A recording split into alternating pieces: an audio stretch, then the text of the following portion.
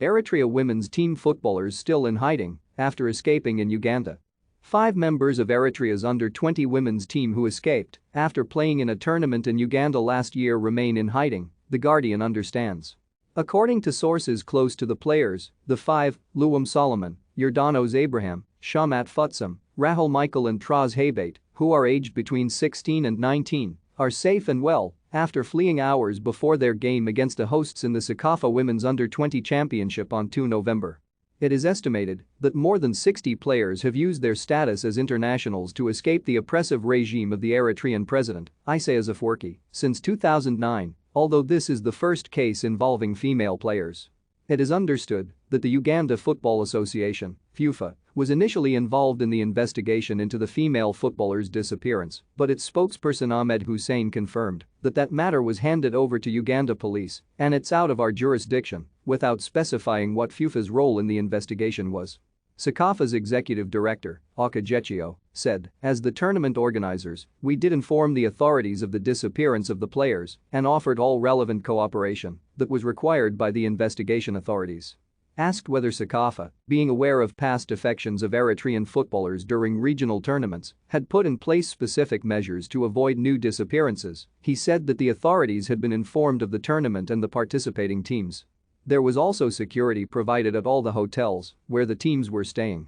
A spokesperson for the United Nations High Commissioner for Refugees said they could not comment on individual cases. This month, the United Nations Special Rapporteur on Human Rights in Eritrea issued a report critical of the deteriorating situation in the country, noting forced military conscription to fight, arbitrary arrests, disappearances and torture among the violations recorded. It said children as young as 14 had been recruited to fight in the conflict with Ethiopia and that the human rights situation in Eritrea continued to push thousands to flee to other countries for asylum. "I remain gravely concerned by the situation of hundreds of Eritreans who have been disappeared and arbitrarily detained in secret prisons in violation of human rights standards," wrote Mohammed Abdelsalam Babakar in a report submitted to the UN Human Rights Council in Geneva. At the end of March, Eritrea were due to face Botswana in preliminary stages of qualifying for the Africa Cup of Nations. But they withdrew 3 weeks before the first leg was due to take place without specifying a reason. It meant Eritrea's men have not played a senior game since a friendly against Sudan in January 2020, and their last competitive match was nearly 3 years ago against Namibia in a World Cup qualifier in September 2019. Robel Teklemichel has excelled for Ethiopian Coffee since becoming only the second Eritrean footballer to cross the border since war broke out between the countries in 1998, but there is little prospect of his former under-20 teammates Hannibal Tekel, Muel Yosef, Simon Asmalash and Herman Johans joining him anytime soon.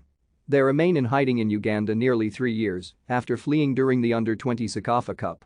They have received support from the UNHCR but have yet to hear news about being resettled to a new country. "It's basically in UNHCR's hands at this point," said Kimberly Motley, an American lawyer who has been working on their case. Another 7 senior internationals, Abelak Bekilo, Aoba Gurme, Yosef Mabratu, Philman Serrier, Robel Kidane, Abraham, and Ismail Jahar, who went missing after helping Eritrea reach the CECAFA Cup final for the first time in December 2019, are hoping to hear positive news after being interviewed by the Norwegian Refugee Council in late April.